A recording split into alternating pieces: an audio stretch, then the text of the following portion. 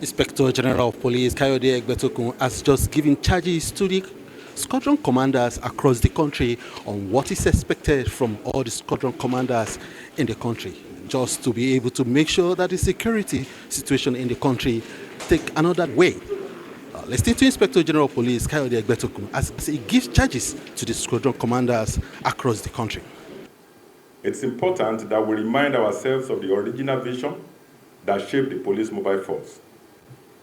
The PMF was established as the strike arm of the Nigerian police force, an elite tactical unit created to respond rapidly and decisively to riots, emergencies, and internal crises. Historically, it served as the ultimate resource during moments of unrest, providing critical support to state commands during high-risk operations. Regrettably, that foundational mandate has over time been severely diluted and compromised.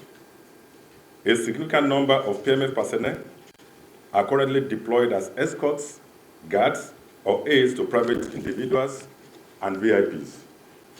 While we understand the pressures driving this demand, we must not lose sight of our principal responsibilities.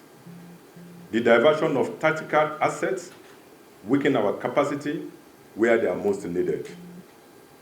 Even more concerning is the persistent misconduct of a few individual officers, despite repeated efforts by the leadership of the force to enforce professionalism on such assignments.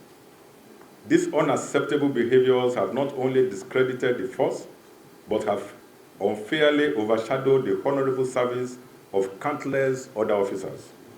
This must come to an end. Let me be unequivocal. Moving forward, indiscipline and misconduct within the NPF will no longer be tolerated. Today marks the beginning of a new era, one defined by accountability, discipline, and a recommitment to our founding values. Effective immediately, all PMF squadrons are directed to maintain at least one fully equipped, combat-ready unit on standby at all times. These units must be prepared to support their respective state commands in any situation requiring urgent tactical intervention. Additionally, each squadron will be required to send one unit for training every quarter. These sessions will go beyond operational proficiency, placing strong emphasis on ethics, professionalism, and the principles of responsible policing. As you are aware, directives have already been issued concerning the withdrawal of PMF personnel from authorized deployments. It is the duty of all commanders to enforce this directive without delay. A firm but gradual withdrawal from non-core assignments is underway. Currently, squadron sizes will be reviewed and reduced to ensure operational effectiveness and agility.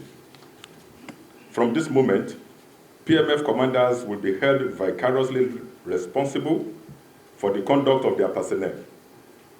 You are expected to lead proactively through regular lectures, inspections, and localized training programs that reinforce discipline, respect for human rights, and operational excellence.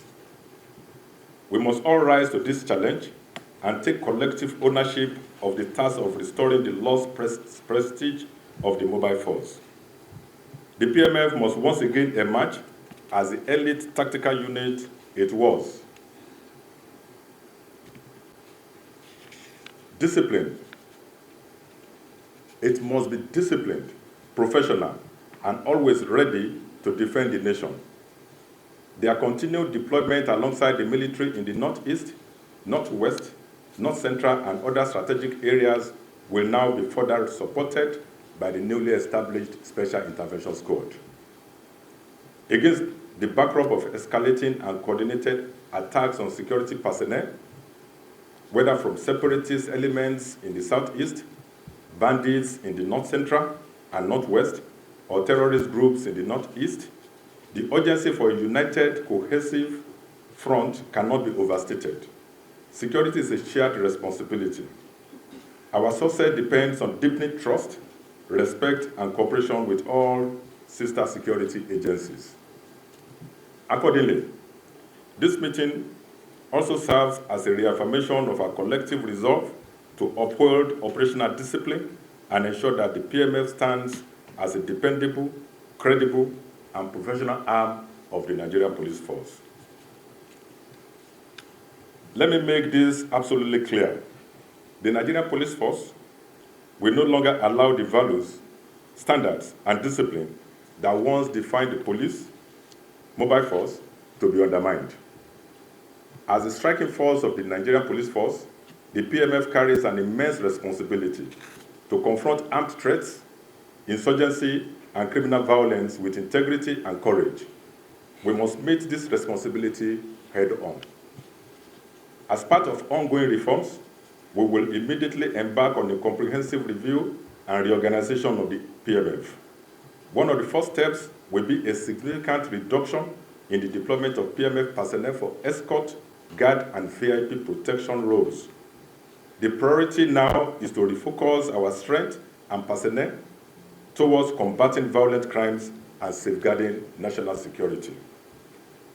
We will also inject new leadership perspectives, strategic approaches, and continuous capacity building initiatives aimed at restoring the PMF to its rightful place as a dominant force in internal security and a model of tactical excellence.